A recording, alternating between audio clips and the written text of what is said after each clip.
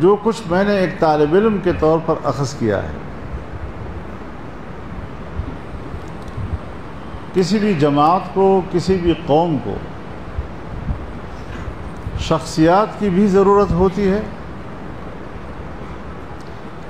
اور قانون و نظام کی بھی ضرورت ہوتی ہے۔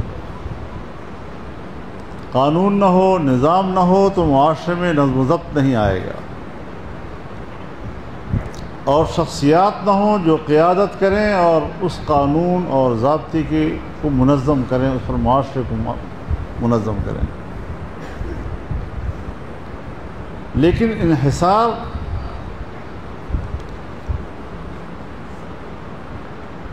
امت کی بقا کا انحصار وہ عقیدے، قانون و نظام کی بقا پر ہے۔ شخصیات اہمیت اپنی جگہ رکھتے ہیں، ان کی اہمیت کے بغیر تو معاشرہ چل ہی نہیں سکتا، لیکن بہرحال انہوں نے بھی جانا ہوتا ہے دنیا سے۔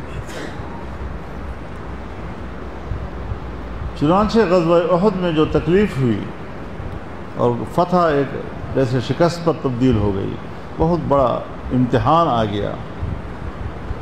72 صحابہ کرام یا 70 صحابہ کرام شہید ہو گئے، آپ کے چچا کو جس طرح شہید کیا گیا، آپ خود زخمی ہوئے، آپ نے غار میں پناہ بھی لی پہاڑ میں جا کر، اور بہت کڑے امتحان سے گزرے۔ لشکر کفار کو یہ خیال ہوا کہ اب شاید ان کے پاس قیادت نہیں رہی،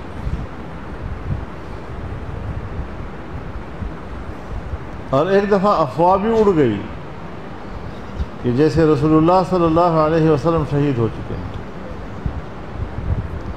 کتنے صحابہ کرام تھے، جلیل القدر صحابہ کرام، جو بیٹھ گئے، تلواریں توڑ دی۔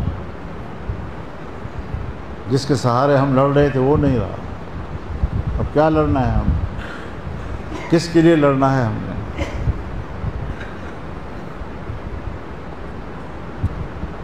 تو اس پر بھی اللہ تعالیٰ نے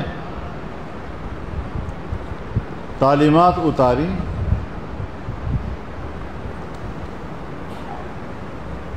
کہ ہر چند کے جناب رسول اللہ صلی اللہ علیہ وسلم حیات ہیں، لیکن بالآخر پردہ تو کرنا ہی ہے انہوں نے۔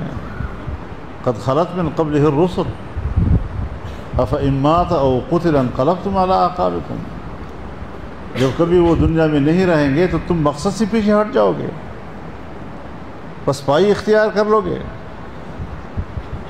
اور جو پسپائی اختیار کرے گا وہ اللہ کو کیا نقصان پہنچائے گا؟ وَمَن يَنْقَلِبْ عَلَىٰ عَقِبَيْهِ فَلَن يَضُرَّ اللَّهَ شَيْئًا۔ مفسرین بیچ میں نکتہ لکھ دیتے ہیں بل يَضُرُّ نَفْسَهُ، اپنے آپ کو نقصان پہنچاتے ہیں۔ یہ تعلیمات آنے کے بعد ابو سفیان جو اس وقت لشکر کفار کا سردار تھا،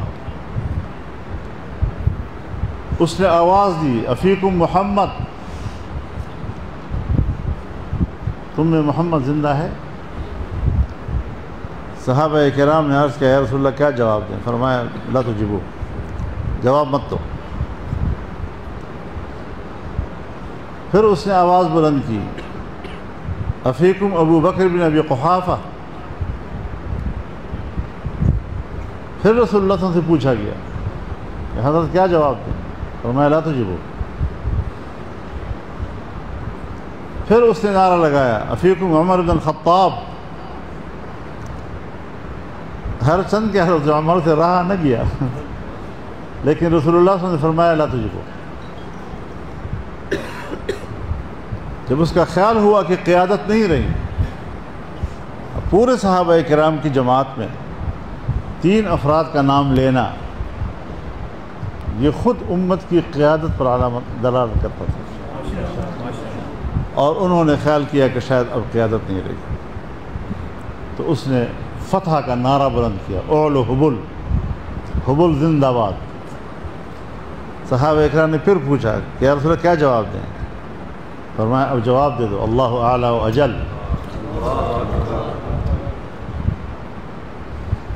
پھر اس نے نعرہ لگایا لنا العزى ولا عزى لكم۔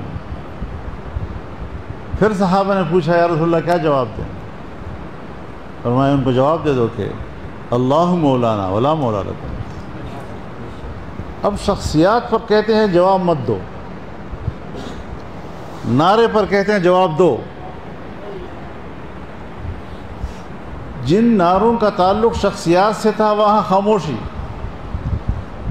جن نعروں کا تعلق عقیدے کے ساتھ تھا، نظام کے ساتھ تھا، وہاں فرمایا جواب دے دو۔ اب خاموشی اس بات کی دلیل ہے کہ شخصیات کی اہمیت کو تو رسول اللہ صلی اللہ علیہ وسلم بھی مانتے تھے کہ ہے، لیکن سکوت سے جو تعلیم ملتی ہے ہمیں وہ یہ کہ اگر وہ جواب دیتے کہ ہم زندہ ہیں، اور پھر کہتے ہم زندہ ہیں، اور پھر کہتے ہم زندہ ہیں، تو پھر تعلیم امت کو یہ ملتی کہ شاید قیادت ہے تو ہم ہیں ورنہ پھر نہیں ہیں۔